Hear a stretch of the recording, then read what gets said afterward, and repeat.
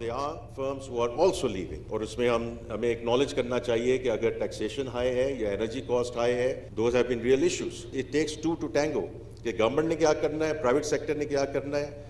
And if you are not, you're wedged into your business models for the last 50 years, it's not going to work in the new world order. We have actually handed over 24 SOEs to the Privatization Commission. We are losing close to ₹1 trillion every single year. Now that is a huge drag and we can put it to much better use as we go forward. یہ سچ ہے کچھ firms ملک سے جا رہی ہیں. سرکاری اداروں میں ہر سال ₹1 ارب ضائع ہو رہے ہیں. یوٹیلٹی اسٹورز, PWD اور پاسکو کو بند کر دیا گیا. وزیر خزانہ محمد اورنگزیب کا تقریب سے خطاب. کہا 24 ادارے نجکاری کمیشن کے حوالے کیے گئے. ڈیوٹیز کو معقول بنانا اور کاروباری لاگت کم کرنا ہوگی. معیشت کی بہتری کے لیے اقدامات کر رہے ہیں. نجی شعبے کو بھی اپنا کردار ادا کرنے کے لیے آگے آنا ہوگا. گزشتہ سال ترسیلات زر $38 ارب تھی. اس سال $41 ارب تک لے کر جائیں گے. انرجی سیکٹر میں بھی اصلاحات کی ہیں. سرکولر ڈیٹ نیچے لائیں گے. FBR کا فوکس ٹیکس اکٹھا کرنے پر ہے.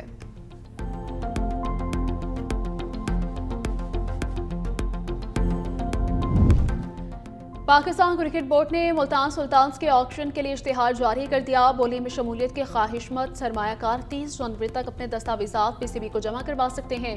PCB درخواستوں کا جائزہ لینے کے بعد کوالیفائڈ بیڈرز کی فہرست جاری کرے گا. کوالیفائڈ بیڈرز کو نیلامی میں حصہ لینے کی اجازت ہوگی.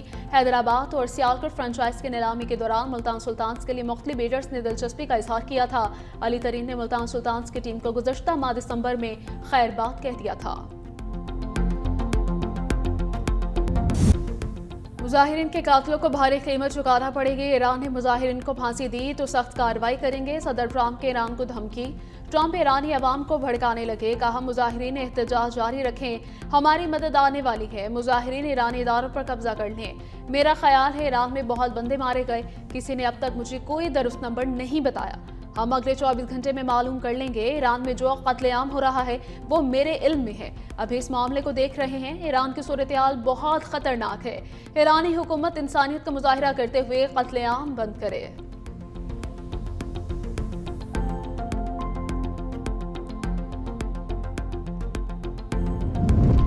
ایران میں احتجاج کا سلسلہ رکنے کے بعد حالات معمول پر آنے لگے. پرتشدد احتجاج کے دوران کتنی اموات ہوئیں؟ امریکی ہیومن رائٹس ادارے کا 2000 سے زائد اموات کا دعویٰ. ایرانی عہدیدار نے بھی بڑے پیمانے پر ہلاکتوں کی تصدیق کر دی. ملک میں موبائل اور انٹرنیٹ سروس جزوی طور پر بحال. صارفین کی صرف حکومت کی منظور شدہ ویب سائٹس تک رسائی. بیرون ملک کالز اور SMS بس دستور بند ہے. پولیس کا 279 مظاہرین کو گرفتار کرنے کا دعویٰ. گھروں سے امریکی اسلحہ بھی قبضے میں لینے کا دعویٰ کیا. ادھر ایلون مسک نے ایران میں اسٹارلنک کے ذریعے مفت انٹرنیٹ فراہم کر دیا.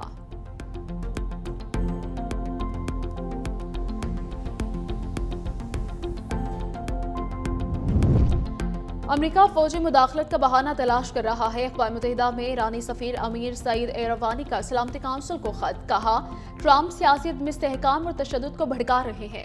ٹرمپ ایران کی قومی مقتداری کو خطرے میں ڈالنے کے ذمہ دار ہیں.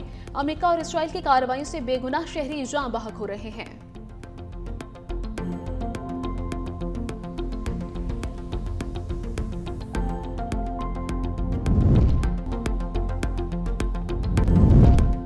روس نے ایران پر امریکی حملے کی دھمکیاں ناقابل قبول قرار دے دی. روسی وزارت خارجہ کا کہنا ہے امریکہ بے امنی کو بہانہ بنا کر دوبارہ حملہ نہ کرے. اس طرح کا اقدام مشرق وسطی میں تباہ کن نتائج کا باعث بنے گا. عالمی سلامتی کے لیے بھی خطرہ ہوگا. امید ہے ایران میں حالات بتدریج مستحکم ہو جائیں گے. ملک کے بالائی اور میدانی علاقوں میں شدید سردی. گلگت بلتستان کے پہاڑ ہر طرف سے ڈھک گئے. لے -12, سکردو -3, گوپس -2 رہا. کوئٹہ 0, اسلام آباد، پشاور، فیصل آباد 1، لاہور 2، کراچی 9 ریکارڈ. پنجاب، بالائی سندھ، خیبر پختونخوا میں دھند. ٹرینوں پروازوں کا شیڈول متاثر. محکمہ موسمیات کی 18 جنوری سے سردی کی نئی لہر کی پیشگوئی.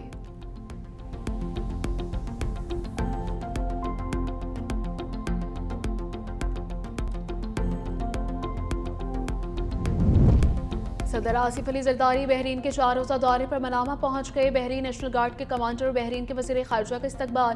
صدر مملکت سے بحرین نیشنل گارڈ کے کمانڈر کی ملاقات. دو طرفہ تعلقات، باہمی دلچسپی کے امور پر تبادلہ خیال.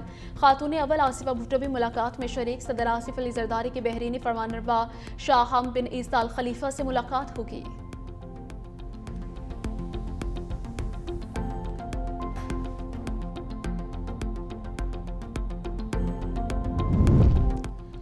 پاکستان اور مراکش میں دفاعی تعاون کے لیے مفاہمتی یادداشت پر دستخط، معاہدہ سیکیورٹی تعلقات میں ایک اہم سنگ میل قرار۔ وزیر دفاع خواجہ آصف کا دورہ مراکش کے ہم منصب سے ملاقات، سلامتی، دفاعی اور باہمی دلچسپی کے امور پر تبادلہ خیال۔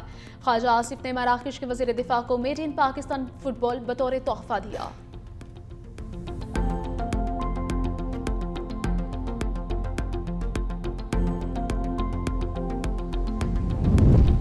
اسلام آباد میں گاڑیوں کے ایم ٹیک کے حوالے سے مہم تیزی سے جاری۔ وزیر داخلہ کی ڈیڈ لائن میں صرف ایک روز باقی، 16 سینٹرز پر 1.5 لاکھ سے زائد گاڑیوں کا ایم ٹیک لگایا گیا۔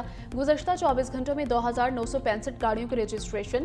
15 جنوری کی مہلت ختم ہونے کے بغیر ایم ٹیک گاڑیوں کے خلاف کارروائی کا اعلان ہے۔ شہر کے 12 انٹری پوائنٹس پر ریڈرز نصب کر دیے گئے۔ ضلع انتظامیہ کے شہریوں سے بروقت ایم ٹیک لگوانے کی اپیل کی گئی ہے۔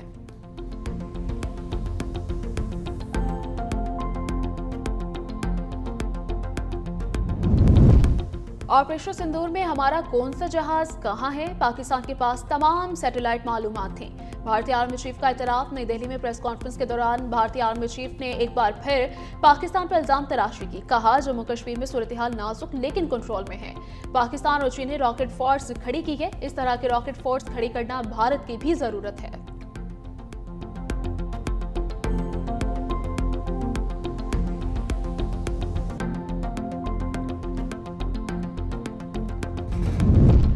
غزہ میں موسم کا قہر، شدید سردی میں طوفانی ہوائیں، عمارتیں گرنے سے 5 افراد شہید، متعدد زخمی۔ شہید ہونے والوں میں 2 خواتین اور 1 بچی بھی شامل۔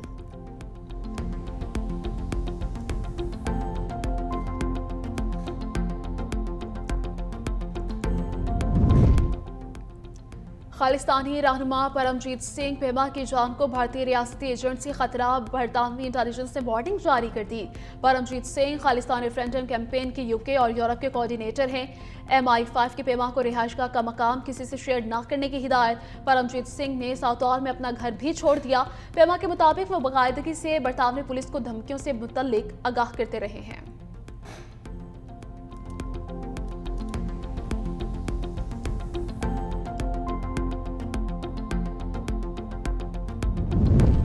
امریکی امیگریشن حکام کی حراست میں مزید 4 تارکین وطن ہلاک۔ نئے سال 2026 کے ابتدائی 10 دنوں میں 4 تارکین وطن ہلاک ہوئے۔ امریکی امیگریشن حکام نے بھی ہلاکتوں کی تصدیق کر دی۔ امریکی انسانی حقوق تنظیم نے مطالبہ کیا ہے کہ امریکی امیگریشن حراستی مراکز بند کیے جائیں۔